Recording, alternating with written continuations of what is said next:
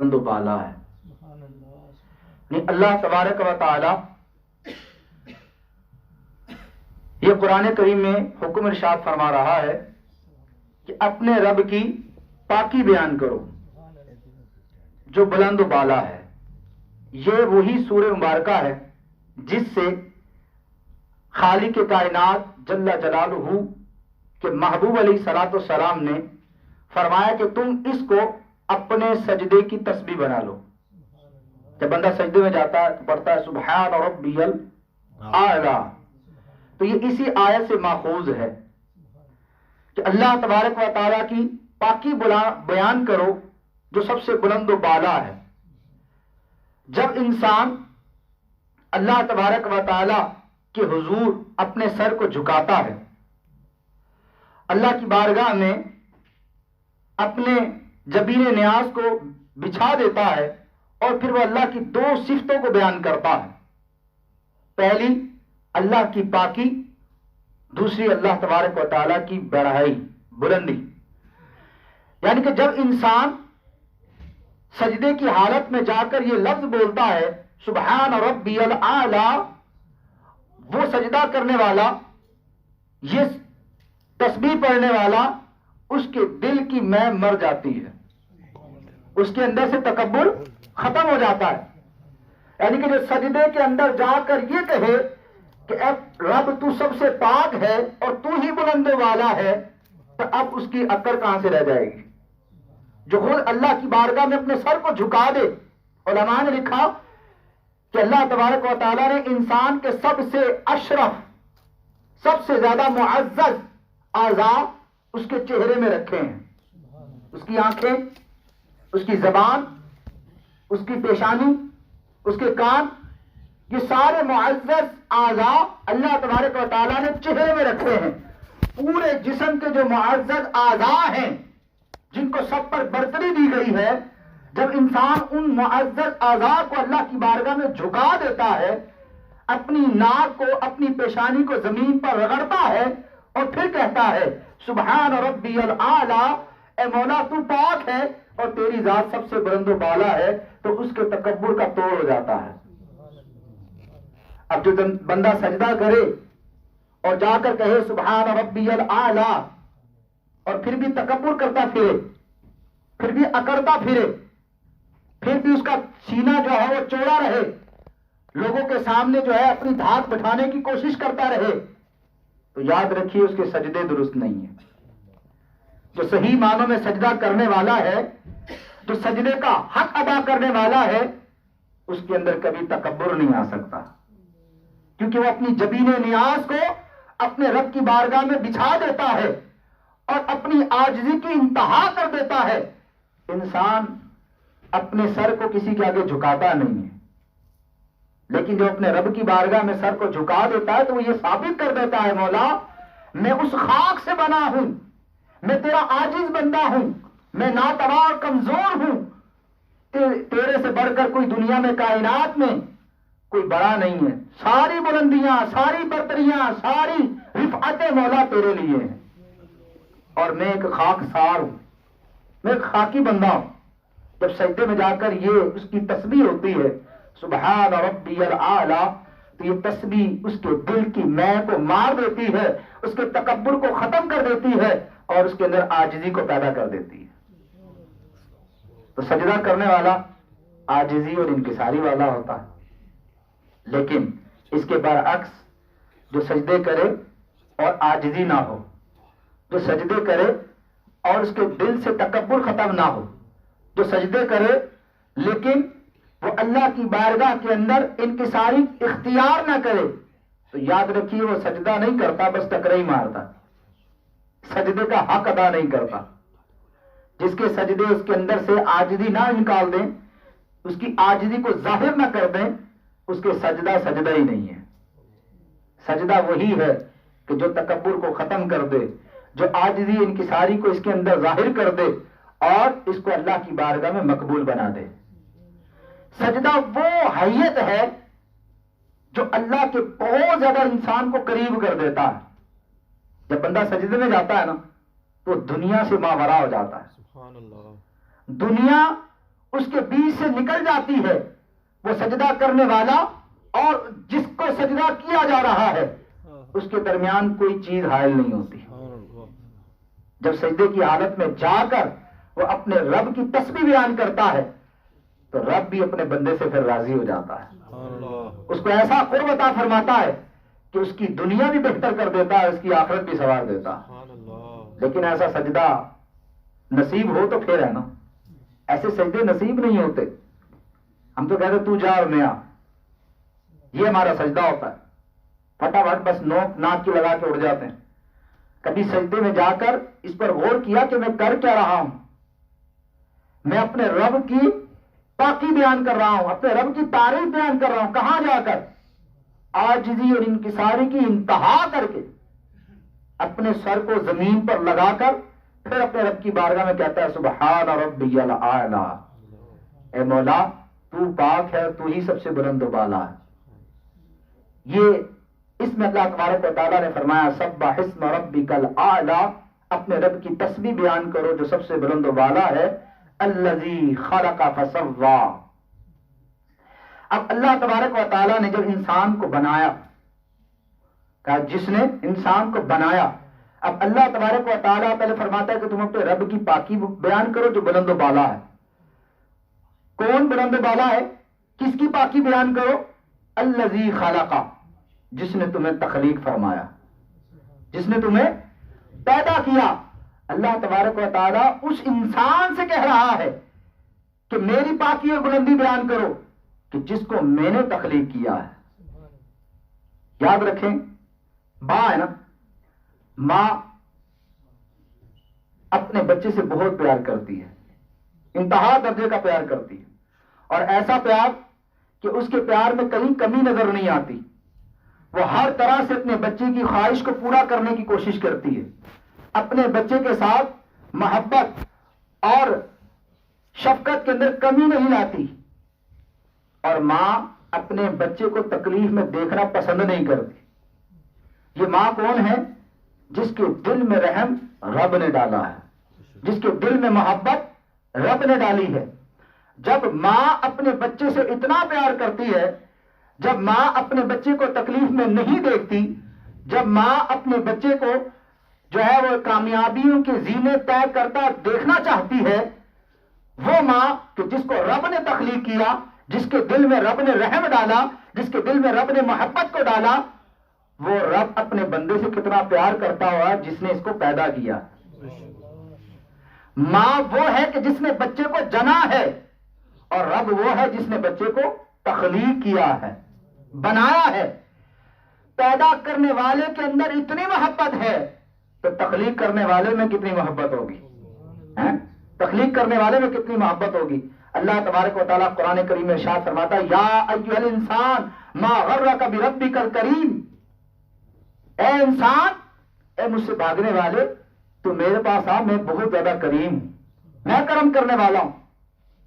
بچہ گھر سے دوڑ جائے نا, بھاگ جائے, تو ماں باپ کیا کرتے ہیں؟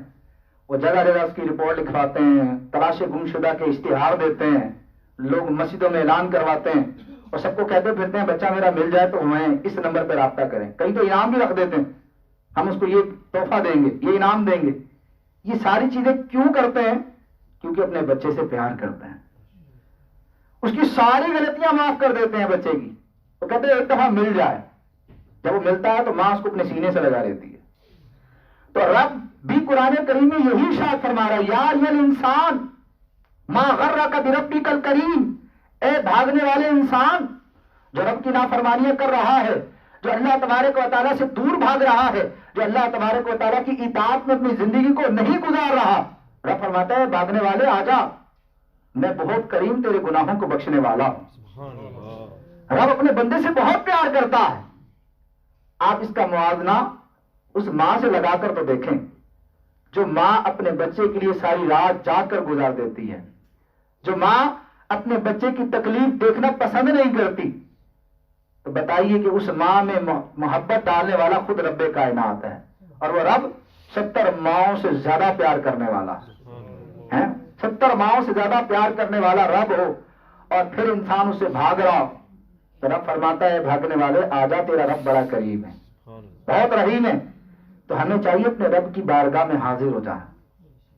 غلطیاں ہو گئیں، خطائیں ہو گئیں، کچھ بھی ہوا تو رب فرماتا ہے کہ میں تجھے تخلیق کرنے والا ہوں، تو میری پاکی بیان کر، تو میری بارگاہ میں آ جا، میں تیری بخشش کرنے والا ہوں، تیرے گناہوں کو معاف کرنے والا ہوں. حدیث پاک میں ہے جو بندہ اس کے گناہ زمین و آسمان سے بھر بھی جائیں پھر وہ اللہ کی بارگاہ میں آ جائے، میرے آقا فرماتے ہیں تائب من الذنب کمن لا ذنب له، کہ وہ گناہ کرنے والا ایسا ہے جس نے توبہ کر لی، وہ توبہ کرنے والا ایسا ہے جیسا اس نے گناہ کیا ہی نہیں ہے. رب اس کے سارے گناہ معاف فرما دیتا ہے.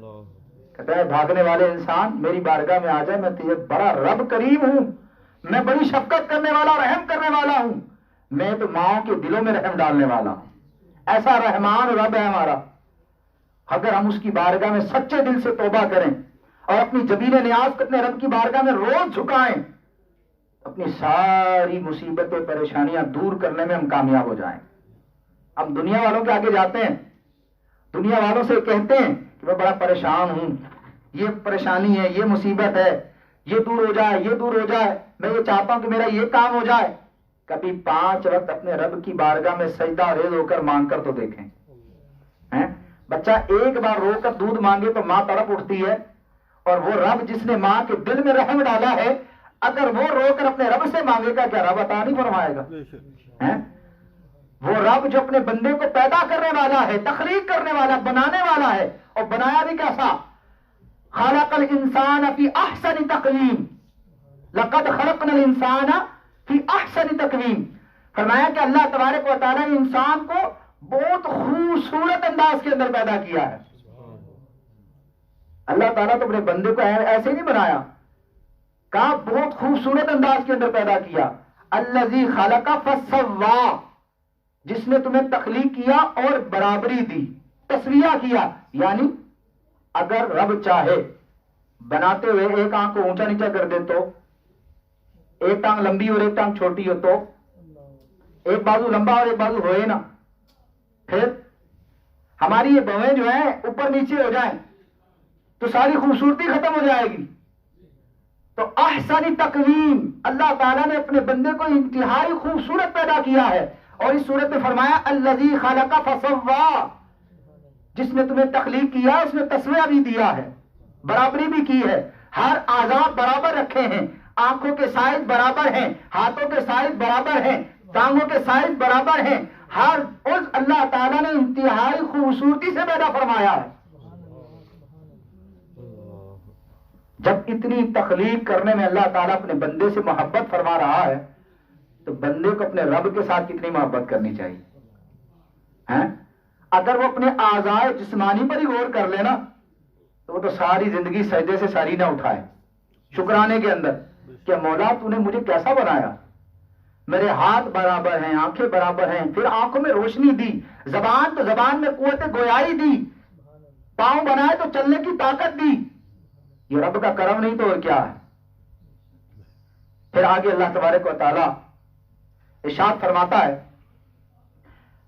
والذی قدر فہدی، اور اللہ تبارک و تعالی نے پھر اس کے لیے ہدایت اپنے ان کے مقدار کے برابر اس کو بنایا اور پھر اس کو ہدایت بھی عطا فرمائی. اب ہدایت جو دی ہے اللہ تبارک و تعالی نے، اب ہدایت کو دیکھا جائے، ہدایت کی 2 قسمیں ہیں جو اس سورہ مبارکہ میں بیان ہوئی. اس سے مراد کچھ اور ہے. ایک ہدایت یہ ہے انبیاء کے ذریعے، اولیاء کے ذریعے، صحابہ کے ذریعے، تابعین کے ذریعے، علماء کے ذریعے، صوفیاء کے ذریعے جو لوگوں تک ہدایت پہنچتی ہے. ایک ہدایت یہ ہے. اور دوسری ہدایت کیا ہے؟ جو اللہ تبارک و تعالیٰ نے جبلی ہدایت دی ہے. یعنی کہ انسان پیدا اس انداز میں ہوا کہ اللہ تبارک و تعالیٰ نے اس کو ہدایت دی ہوئی ہے. کس چیز کی؟ جب بچہ پیدا ہوتا ہے اس کے اعضاء ہیں، آنکھیں ہیں دیکھ سکتا ہے، ہاتھ ہیں چلا سکتا ہے، پاؤں ہیں چل سکتا ہے لیکن چلنے کی طاقت نہیں ہے، ہاتھ ہیں لیکن ہاتھوں سے چیز اٹھا نہیں سکتا، زبان ہے لیکن بول نہیں سکتا، بولنے کی بھی طاقت نہیں ہے، بچہ ابھی پیدا ہوا ہے. جو جبلی ہدایت اس کو دی ہے، لیکن وہ ماں کی چھاتی سے دودھ پینا جانتا ہے، چاہے وہ انسان ہے چاہے وہ جانور ہے۔ جانور کا بچہ بھی پیدا ہو تو وہ بھی ماں کے تھنوں سے دودھ پی رہا ہوتا ہے۔ اس کو یہ چیز کس نے سکھائی؟ وہ رب کی طرف سے دی ہوئی جبلی ہدایت ہے۔ اس کی مثال تھوڑا سا اور واضح کرتا ہوں۔ مرغی ہے نا، مرغی جب کڑک ہو جاتی ہے انڈے دینا بند کر دیتی ہے، اب وہ کہتی ہے کہ میرے نیچے انڈے رکھو تاکہ اب بچے بنائے جائیں۔ اس کے نیچے انڈے رکھ دیے جاتے ہیں۔ جو مرغی ہے اپنے نیچے انڈوں کو رکھ کر اپنے سینے کا سیک اس کو دیتی ہے، سینے کی گرمائش اس کو دیتی ہے، توجہ کرتی ہے ان انڈوں کے اوپر، تو اللہ تعالیٰ اس مردہ انڈوں کے اندر جان پیدا کر دیتا ہے۔ تھوڑا ایک یہاں پر صوفیانہ نقطہ بھی سنیے کہ جب ایک مرغی، ایک جانور اپنی توجہ، اپنے دل کی توجہ سینے کی گرمائش کو اپنے انڈوں پر ڈالتی ہے تو اللہ تعالیٰ مردہ انڈوں کے اندر بھی جان پیدا کر دیتا ہے۔ اگر شیخ کامل اپنے مرید کی طرف دلی توجہ کر کے اس کے مردہ دل کو زندہ نہیں کر سکتا کیا؟ اللہ تعالیٰ اس پر قادر نہیں ہے کہ اپنے اولیاء کو یہ شان عطا فرمائے؟ پھر میں وہی شعر پڑھتا ہوں، نگاہ ولی میں وہ تاثیر دیکھی، بدلتی ہزاروں کی تقدیر دیکھی۔ جب شیخ کامل اپنے مرید کی طرف اس نگاہ ولایت سے دیکھتا ہے تو اللہ تبارک و تعالیٰ اس کے مردہ دل کو بھی زندہ فرما دیتا ہے۔ مرغی جو ہے جب انڈوں میں بیٹھتی ہے، لیکن ایک بات یاد رکھیے کہ مرغی خشکی پر چلنے والا جانور ہے، اور بطخ یہ پانی پہ چلتا ہے۔ اس کا مزاج نہیں ہے کہ یہ انڈوں پر بیٹھ سکے، تو بطخ کے جو بچے پیدا ہوتے ہیں وہ بھی مرغی کے نیچے ہی انڈے رکھے جاتے ہیں۔ یاد رکھیے گا، یہ بطخ کے نیچے نہیں رکھے جاتے، بطخ کے بچے مرغی کے نیچے رکھ کر انڈوں سے بچے بنائے جاتے ہیں۔ اب بطخ کے بچوں کے انڈے بھی، بطخ کے انڈے بھی اس مرغی کے نیچے رکھ دیے گئے، مرغی کے انڈے بھی اس کے نیچے رکھ دیے گئے۔ اب مرغی پر بیٹھ گئی، اب سینے کے سیک سے اللہ تعالیٰ نے ان انڈوں سے بچے پیدا کیے، بعض اندر سے مرغی کے بچے نکلے، بعض بطخ کے نکلے، ٹھیک ہے۔ اب یہ دونوں باہر جاتے ہیں، آگے ایک تالاب آتا ہے، جو مرغی کے بچے تالاب سے جانے میں ڈر جاتے ہیں اور بطخ کے بچے فوراً چھلانگ لگا کر تالاب کے اندر تیرنا شروع کر دیتے ہیں۔ یہ جبلی ہدایت کس نے ان کو عطا کی؟ ایک ہی مرغی کے سائے کے تلے میں پیدا ہونے والے بچے مختلف ہیں، اور مختلف ہدایات ان کو دینے والا رب کائنات ہے۔ ایک کو تیرنے کی طاقت دی ہے، ان کو کہا کہ تم تالاب میں جاؤ گے تو نہیں ڈوبو گے، اور ان کو یہ ڈالا کہ اگر تالاب میں گئے تو ڈوب جاؤ گے۔ وہ ابھی پیدا ہونے والے بچے ہیں، لیکن ان کے دل و دماغ میں یہ بات رب کائنات نے پیدا ہوتے ہی راسخ کر دی۔ سبحان اللہ۔ تو یہی جبلی ہدایت اللہ تعالیٰ نے سارے انسانوں کو عطا فرمائی ہے۔ جب وہ بچہ پیدا ہوتا ہے تو اس کو پتا ہے میں نے دودھ کیسے پینا۔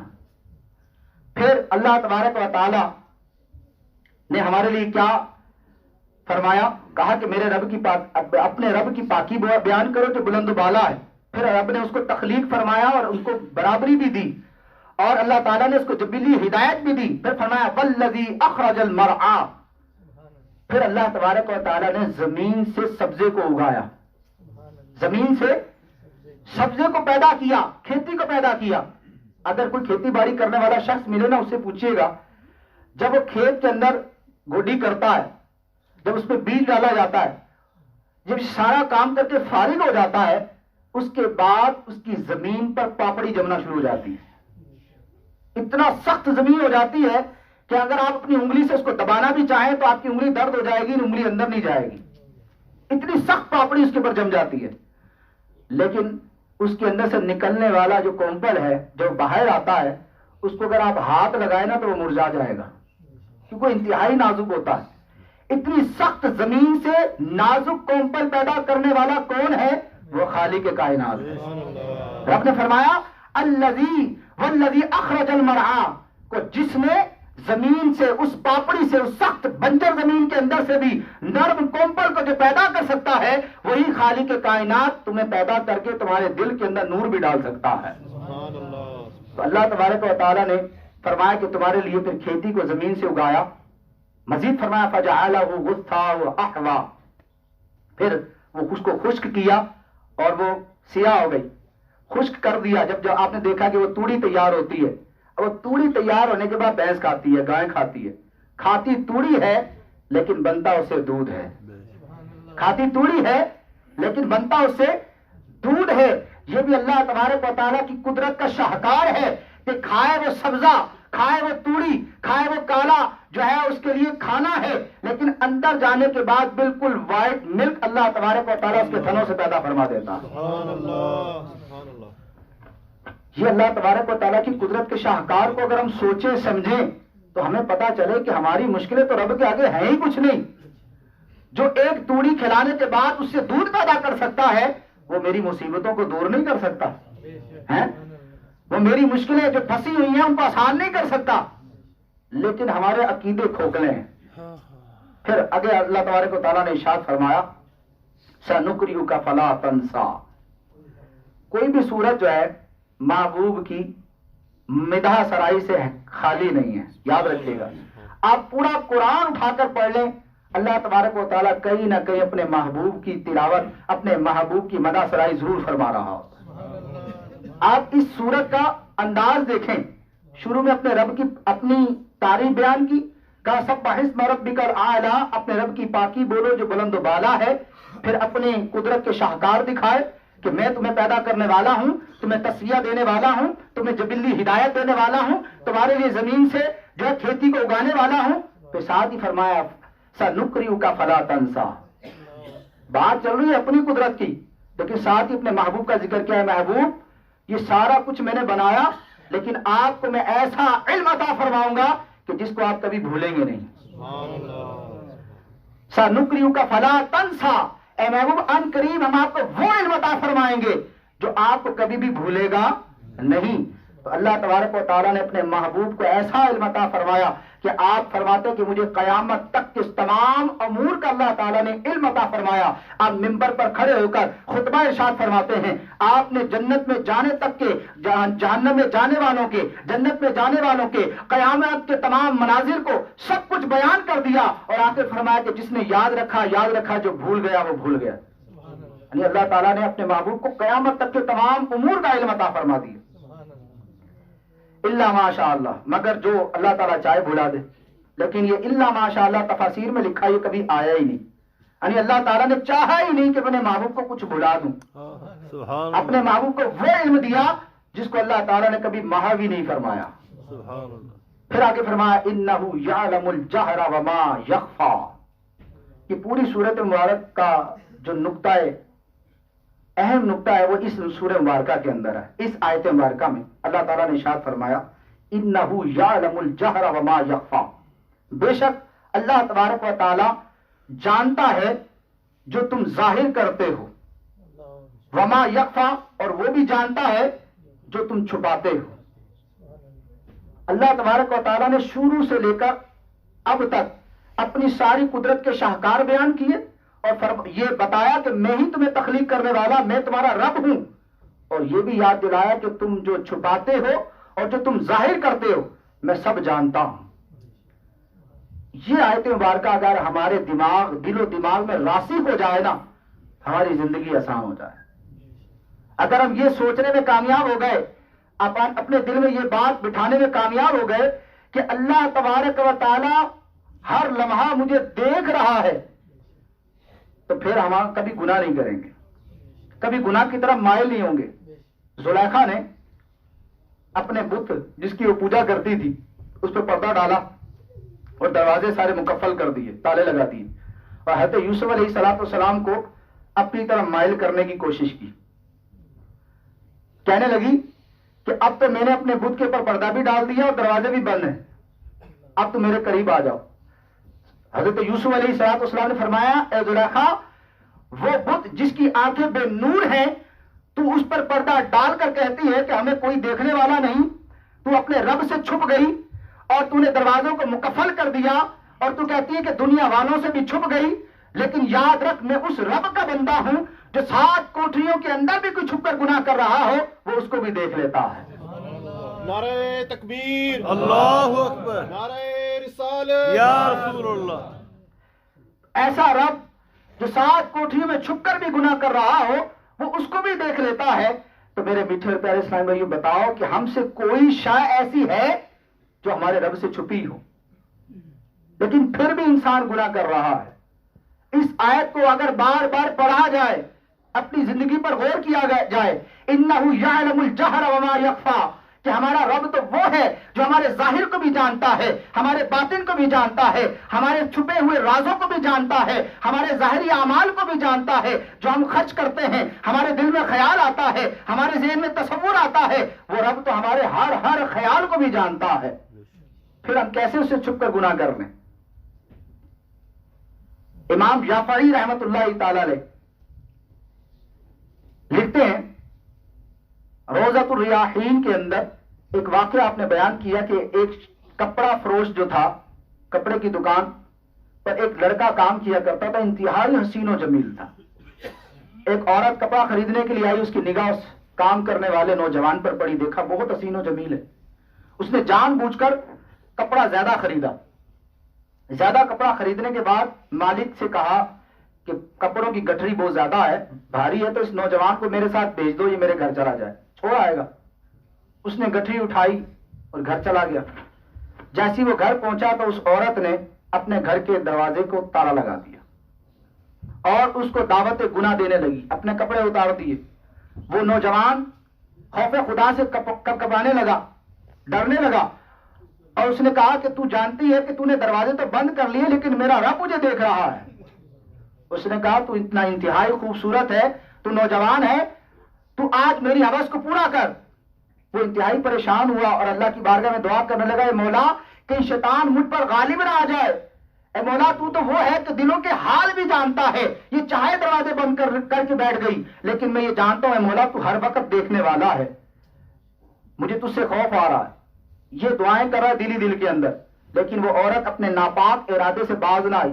اس کی طرف جب بھاگنے لگی تو اس نے کہا ایک منٹ ٹھہر جا، مجھے ایک کام کی مہلت دے. اس نے کیا چاہتا ہے؟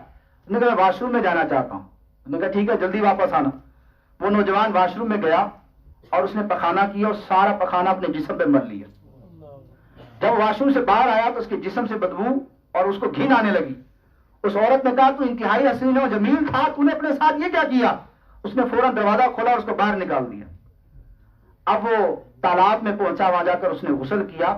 روایات میں لکھا ہے کہ وہ نوجوان جب تک زندہ رہا اس کے پورے جسم سے مشک کی خوشبو آیا کرتی تھی. جب وہ دنیا سے گیا تو اس کی قبر کی مٹی سے بھی مشک کی خوشبو آیا کرتی تھی. سبحان اللہ. کیونکہ وہ کہتا ہے مولا میں نے اپنے ظاہر کو تو گندا کر لیا لیکن اپنے باطن کو گندا ہونے سے بچا لیا. اے مولا میں نے اپنے ظاہر کو گندا کیا ہے تو خالق کائنات نے اس کے ظاہر کو بھی خوشبودار کر دیا، اس کے باطن کو بھی خوشبودار کر دیا. جو بندے اپنے ظاہر کو سنوارنے میں لگے رہیں، ہزاروں خوشبوئیں استعمال کر لیں، ہزاروں پرفیومیں استعمال کر لیں، جن کا باطن گندا ہے ان کے سینے میں سے، ان کے دل سے بھی بدبو آتی ہے اور ان کی آخرت بھی بدبودار ہوگی. اپنے ظاہر سے زیادہ باطن کو سنواریں. باطن اچھا ہوگا تو اللہ تبارک و تعالیٰ اس کی دنیا بھی خوشبودار فرمائے گا اور آخرت بھی خوشبودار فرمائے گا. لیکن ہم لوگوں کے سامنے ظاہر اچھا بنا کر رکھتے ہیں، لیکن ہماری خلوتیں، ہمارے چھپ کر کیے جانے والے گناہوں پر ہم سمجھتے ہیں کہ کوئی مطلع نہیں ہے، کوئی نہیں جانتا کہ میں کیا گناہ کرتا ہوں. بند دروازوں کے اندر آج باپ سمجھتا ہے کہ میں نے بڑی سیکورٹی کی ہوئی ہے اپنے بچوں کے اوپر، بڑا ان کو میں نے سنبھال کے رکھا ہوا ہے، گھر سے باہر نہیں جانے دیتا. ان کی فرینڈشپ ایسے لوگوں کے ساتھ نہیں ہے جو برے کام کرنے والے ہیں. میں نے بڑا ان کے ساتھ جو ہے وہ اچھا جو ہے وہ پوری سیکورٹی کی ہے. لیکن اس کو کیا معلوم کہ وہی کمرے کے بند کمرے کے اندر سوشل میڈیا پہ کیا دیکھ رہا ہے. وہی اپنی آنکھوں کو گناہوں سے آلود کر رہا ہے، وہ اپنی جوانی کو برباد کر رہا ہے، وہ اپنی تمام تر روحانیات کو تباہ برباد کر رہا ہے. پھر وہ اپنی آنکھوں کو آلودہ کرنے والا کہتا ہے میں نماز پڑھتا ہوں لیکن مجھے نماز میں مزہ نہیں آتا. میں قرآن پڑھتا ہوں، مجھے قرآن پڑھ کر تو رونا نہیں آتا. میں دعا کرتا ہوں لیکن مجھے دعا میں تو کوئی خشوع و خضوع نہیں ملتا. جس کا دل سیاہ ہو چکا ہو، جس کی آنکھیں گناہوں سے آلودہ ہوں، جس کے تصورات میں گند بھرا ہو، اب بتائیے کیا اس کی توجہ اپنے خالق کے کائنات سے مل سکتی ہے؟ کیسے ملے گی؟ جب تک وہ یہ تصور اپنے ذہن، دل و دماغ میں نہ بٹھا لے کہ إِنَّهُ يَعْلَمُ الْجَهْرَ وَمَا يَخْفَى، کہ میرا رب وہ ہے جو میرے ظاہر کو بھی جانتا ہے، میرے چھپے ہوئے رازوں کو بھی جانتا ہے. میں 7 کوٹریوں کے اندر بند ہو کر بھی گناہ کروں تو میرا رب اس کو بھی دیکھ لے گا. میں لوگوں کے سامنے بظاہر اپنے گناہوں کو چھپانے میں کامیاب بھی ہو جاؤں لیکن میرا رب میرے ہر عمل کو جانتا ہے. جب وہ اس آیت مبارکہ کو اپنے سینے میں، دل میں بٹھا لے گا، وہ اپنے آپ کو گناہوں سے بچانے میں کامیاب ہو جائے گا. बाबू बुल्ले शाह रहमतुल्लाह ताला अलैह ने, सुल्तान बाबू रहमतुल्लाह अलैह लिखते हैं, दिल काले नालों ए मुंह काला चंगा, दिल काले नालों ए मुंह काला चंगा, जे ए तू रमज पहचाने हूं।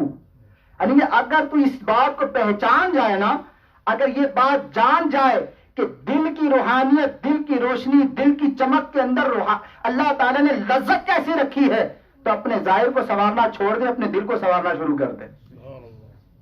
आपने औलिया की सीरत को पढ़ा होगा, औलिया अपने वक्त को कैसे गुजारते थे।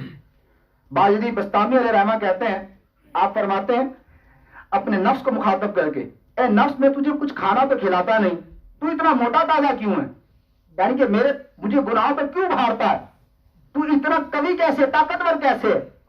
तो बायज़ीदी बस्तामी ने अपने नफ्स को मुखातब होकर कहा ना कि तुझे मैं कुछ खिलाता तो हूं नहीं, तो तू इतना मोटा क्यों है। तो कहने लगा, ए बायज़ीद बस्तामी, जब तू इलाके में निकलता है ना और लोग जब ये कहते हैं, वो देखो बायज़ीद बस्तामी जा रहे हैं, वो देखो अल्लाह का वली जा रहा है, यही मेरी खुराक है।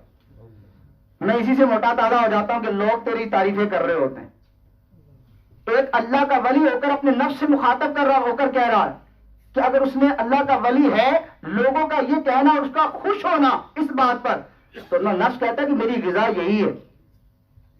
आज हम अपने ऊपर गौर करें, हम तो कोई छोटा सा भी अमल कर लें तो सारे इलाके में ढंडोरा पीट रहे होते हैं। तो मेरे मीठे और प्यारे इस्लामी भाइयों, ये सूरह मुबारका की चंद आयात हमने सुनी है। अगर कुरान को इस अंदाज में पढ़ें, कुरान की तफसीर को पढ़ें, एक एक आयत मुबारका हमारी जिंदगी को संवारने में लगी, एक एक आयत मुबारका हमारी आखिरत को संवारने में लगी है। अगर हम इसको सही अंदाज में पढ़ने में कामयाब हो जाएं, हम कुरान को सही अंदाज में सीखने में कामयाब हो जाएं, कुरान को पढ़े इस अंदाज में, आपको लगे कि कुरान आपसे बातें कर रहा है, आपकी तरबियत कर रहा है, ये कुरान आपका टीचर है, ये आपको सिखा रहा है। लेकिन हमने कुरान को कभी इस तरह पढ़ा ही नहीं, जबकि कुरान खुद कहता है कि मैं बाजों के लिए हिदायत हूं, बाज के लिए गुमराही है।